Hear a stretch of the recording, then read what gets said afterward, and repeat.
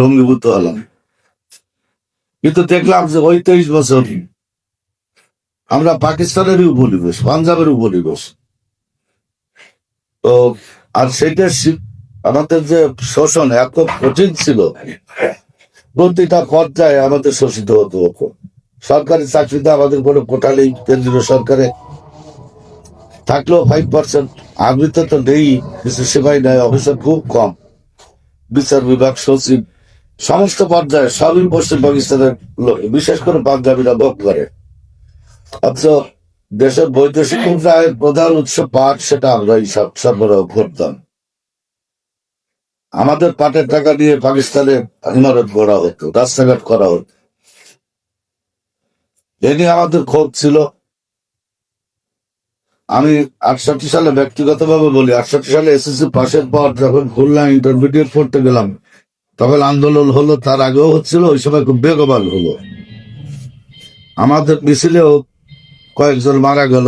হাদিস, যার নামে এখন হাদিস বার আলতাফ, এই মিছিল করে আত্মাহুতি দিয়ে আইয়ুব খানকে বিতাড়িত করলাম। ডেকে বসলো ইয়া ইয়া কাল। উনি ইলেকশনের ঘোষণা দিলেন। 1970 সালের নির্বাচনে বাঙালিরা এক বাক্যে আওয়ামী লীগকে ভোট দিল। শেখ মুজিবুর রহমান হলেন দেশের সংখ্যাগরিষ্ঠ দলের নেতা, অবধারিত ভাবে তিনি প্রধানমন্ত্রী হবেন, কিন্তু ইয়া খান ক্ষমতা দিলেন। বাঙালিদের এত ক্ষমতা দেওয়া যাবে। এবং আলোচনার এক পর্যায়ে উনি চলে গিয়ে 25 মাস দীর্ঘত রাত্রে গণহত্যা শুরু করল। আমার মনে হয় ওই একদিনেই ঢাকায় 1 লাখ লোক বেড়ে ফেলেছে। অন্যান্য শহরেও হয়েছে, খুলনা, যশোর, রংপুর, রাজশাহী, চট্টগ্রাম, সব শহরেই কিলিং হয়েছে, কিন্তু ম্যাসাকার হয়েছে ঢাকায়। 9 মাস ধরে তারা এইগুলো করে গেছে। আমাদের মেয়েদেরকে বেইজ্জত করেছে, গ্রামের পর গ্রাম জ্বালিয়ে দিয়েছে। ওই অবস্থায় আমাদের প্রয়োজন ছিল যুদ্ধে যাওয়ার।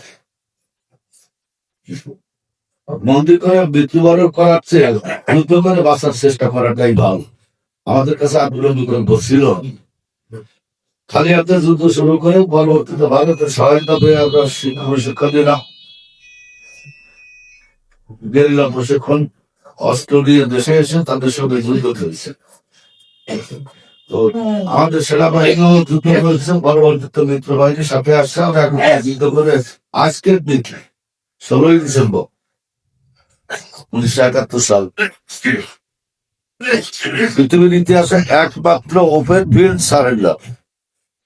এর আগে যত সারেন্ডার হয়েছে, দ্বিতীয় বিশ্বযুদ্ধ, প্রথম বিশ্বযুদ্ধ বা ভার্সাই চুক্তি, এর আগে ইংল্যান্ড ফ্রান্সের যুদ্ধ, বহু রকমের যুদ্ধ সারা বিশ্বে হয়েছে, কিন্তু কোন সারেন্ডারের মাধ্যমেই তো যুদ্ধ শেষ হয়।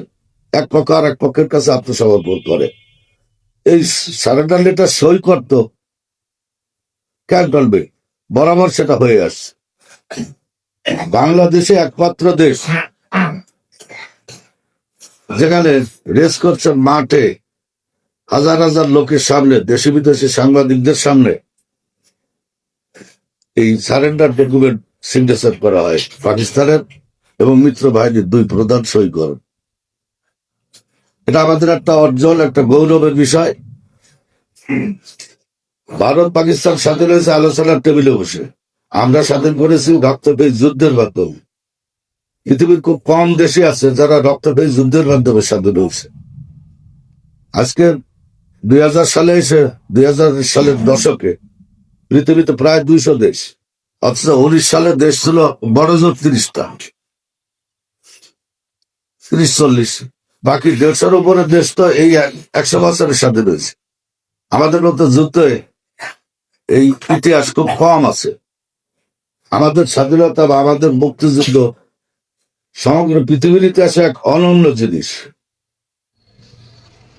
তো আমরা সেই সময়ের প্রয়োজনে গিয়েছিলাম, তখন সময় এসেছিল যুদ্ধে যাবার।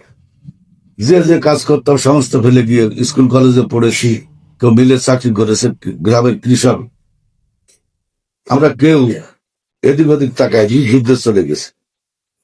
এবং এই স্বাধীনতা অর্জন করেছি। আজকে যে স্বাধীনতা আপনারা ভোগ করছেন এর পিছনে আমাদের রক্ত আছে। আমরা এখানে কালিয়া মুক্ত করতে টোটাল কালিয়া উপজেলায় 9 মাসের যুদ্ধে 1 ডজনের উপর মুক্তিযোদ্ধা জীবন দিয়েছে। সমান সংখ্যক আহত হয়ে চিকিৎসা নিয়েছে, কেউ কেউ বিদেশেও যেতে হয়েছে চিকিৎসা নেওয়ার জন্য। তাদের শহীদদের স্মৃতির উদ্দেশ্যে শ্রদ্ধা জানাই বঙ্গবন্ধু এবং জাতীয় 4 নেতা যারা মুক্তিযুদ্ধ পরিচালনা করেছেন। শ্রদ্ধা জানাই জিয়া রহমান, শফিউল্লাহ, খালেদ মোশাররফ সহ সেক্টর কমান্ডারদের যারা আমাদেরকে নেতৃত্ব দিয়েছেন যুদ্ধে।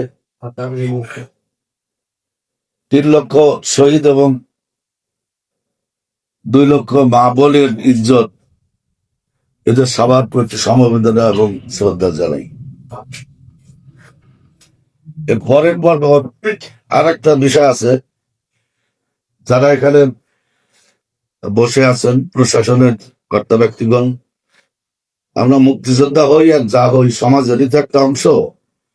আমাদেরও অসুখ বিসুখ হলে হাসপাতালে যাওয়া লাগে, আমাদেরও কোনো নিপীড়নের শিকার হলে থানায় যাওয়া লাগে, আমাদের জমি জমা থাকলে সেটার জন্য এসিল্যান্ড অফিসে যাওয়া লাগে।